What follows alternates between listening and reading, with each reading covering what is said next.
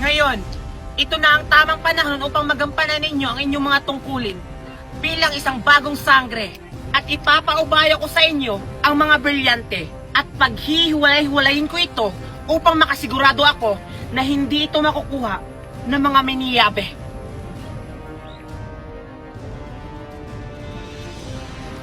Alena,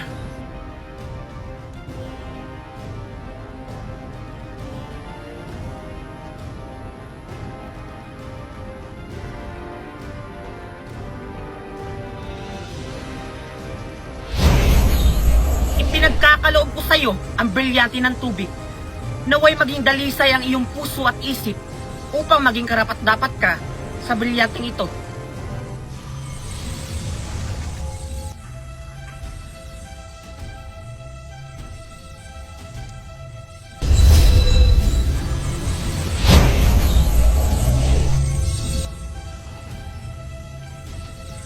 Gamit ang brilyanteng ito, sisikapin kong panatiliin ang kapayapaan ng buong Encantadia.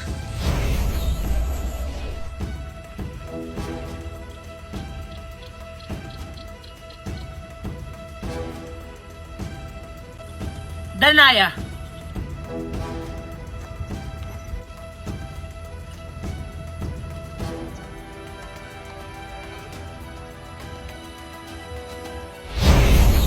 ipinagkakaloob ko naman sa iyo ang brilyante ng lupa. Naway ingatan mo ito at huwag mong ipagpapalit sa kahit ano pang bagay.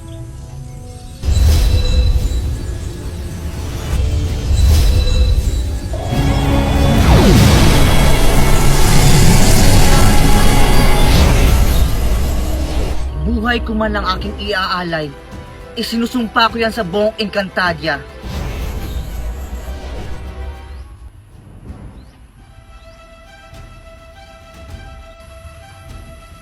Amihan, ang aking tagapagmana.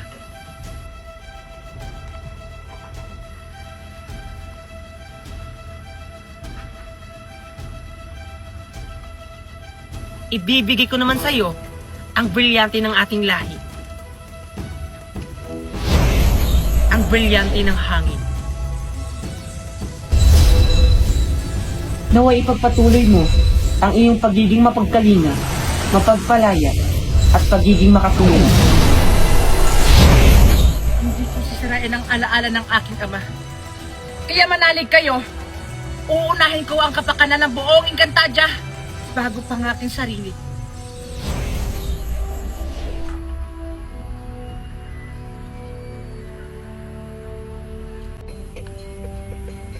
Perena,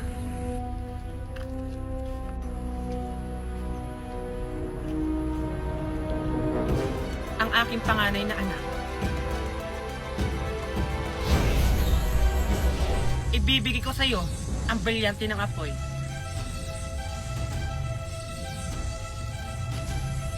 Perena, anak, ibibigay ko lamang sa iyo ang brilyante ng apoy kapag ikaw ay nagbago at maging mapagkumbaba upang maging karapat-dapat ka sa brilyanteng ito. Anong ibig sabihin nito, ina? Karapat-dapat ako sa brilyante na yan sapagkat ako ang iyong panganay na anak. Perena, anak, makinig ka na lamang sa akin. Ginagawa ko ito para sa ikakabuti mo at ikakabuti ng buong Encantadia. Ikakabuti? O sadyang pinagkakaisahan niyo lamang ako? Ngayon, ina, hinahamon kita. Perena, tumigil ka na! Hindi mo na ginagalang ang ating ina! Hayaan niyo siya, anak. Kung manalo ako, ibibigay mo sa akin ang brilyante ng apoy. At kung manalo ka naman, aantayin ko ang tinakdang panahon na sinasabi mo! Shut up, Perena! Itigil mo na to! Lalamon ka na lang iyong katakiman! Sige, tinatanggap ko ang iyong hamon. Ipapakita ko sa iyo, ina, na karapat-dapat ako sa brilyanteng yan.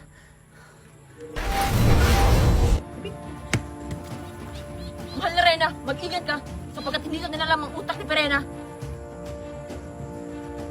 Huwag ka mag-aalala, Rakim. Tutuparin ko pa rin ang ating pinangako na hindi natin sasaktan ang ating anak. Magtiwala ka lang. Pero Minea, mag-ingat siya pa rin. Ako na ang bahala sa ating anak.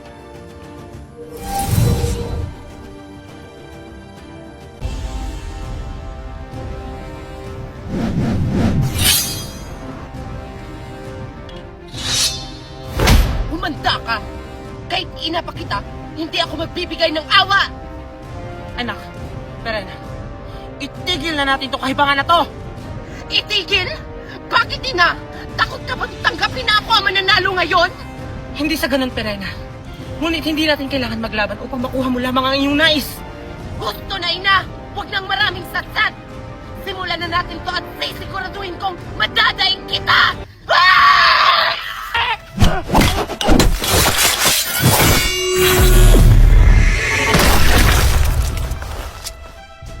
Perena,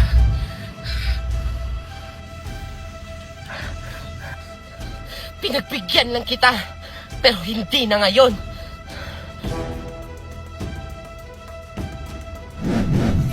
Ah!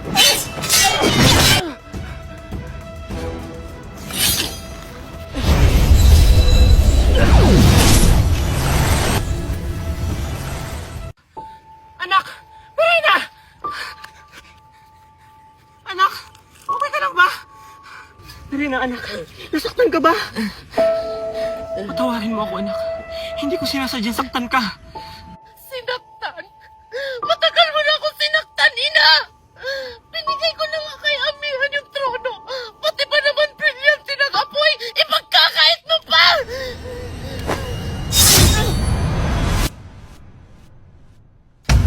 Ngayon, ina, ibigay mo na sa akin yung brilyante ng apoy ngayong talo ka na!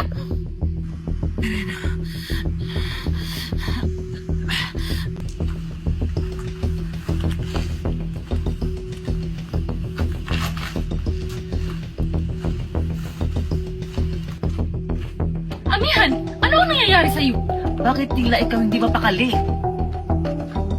Mga kapatid, nag-aalala ako sa mahal na Reyna. Bakit mo naman naisip yan, Amihan? Bakit lumalabas ang ating brilyante? Wala. Ngayon, hindi naman natin sila tinatawag.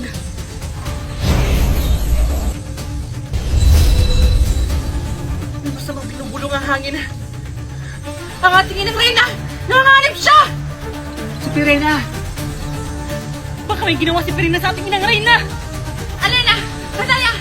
Kailangan ng tulong ng ating ina!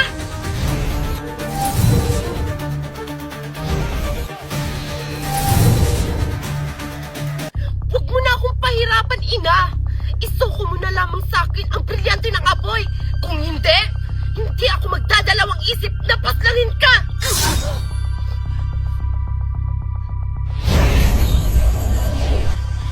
Narito, Perena. Narito ang brilyante ng apoy.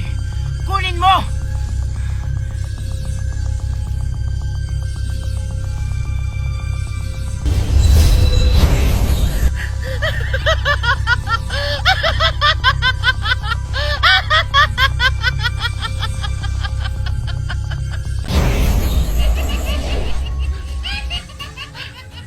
Sina!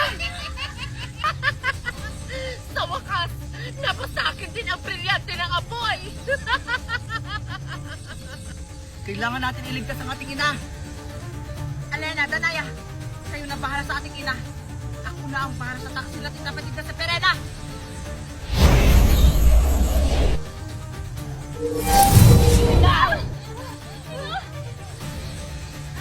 Ang brilyante ng apoy! Taksil ka, Perena! Ina! Saan na Danaya? Epektos! Ina? Perena! Ang taksil kong kapatid! Amihan, Wala ka na ba talagang puso, Perena? Para paslangin mo ang ating ina? ngayong nasa akin na ang brilyante ng apoy, madali lang sa akin ang ikaw ay paslangin! Hindi kita uurungan!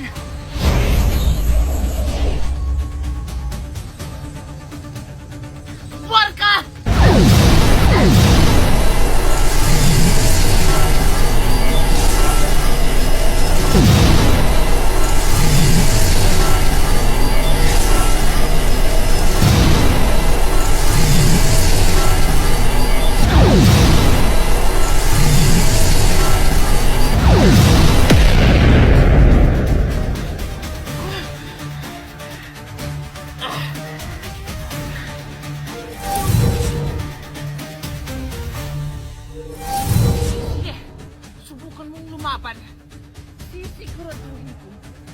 malaslas yung leeg mo! Alam mo ba'y natatakot ako sa'yo?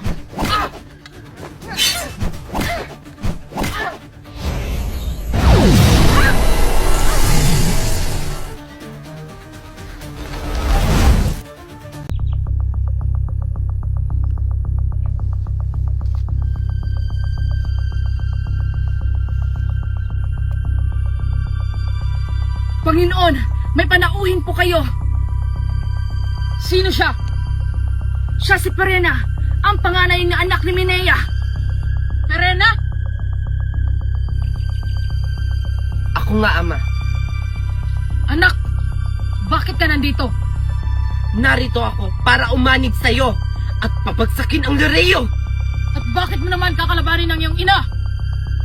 sapagkat pinagkaisa nila ako. Hindi nila ako minahal. Kaya, Ama, tulungan mo akong pabagsakin ang Lireo. Perena, mahihirapan tayong pabagsakin ang Lireo sapagkat nasa kanila ang mga brilyante. Nagkakamali ka, Ama.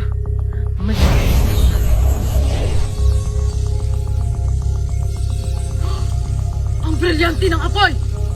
Paano mo yan nakuha? Mahabang salaysay. Kaya ito, Ama, tanggapin mo.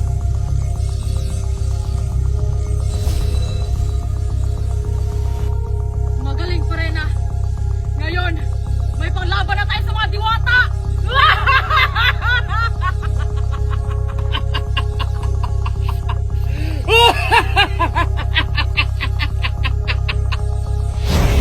Ngayon, magsisimula na ang paghihimagsik sa buong Encantadia.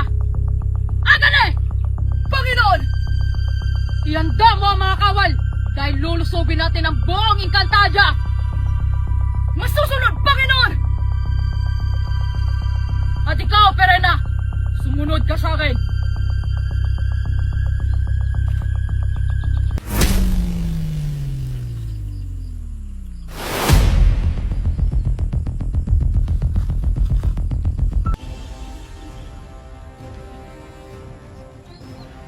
Alena, Danaya, kamusta ang kalagayan ng ating ina? Huwag kang maglala, amihan. Nasa mabuting kondisyon na ang ating ina. Ginamot siya ni Danaya. Kamusta si Perena? Nahuli na ba siya? Yan ang malaki nating suliranin. Sapagkat nasa kanya ang brilyante ng apoy. Ngunit paano niya nakuha ang brilyante ng apoy? Na yung mas makapangyarihan si inay. Yan ang hindi natin alam.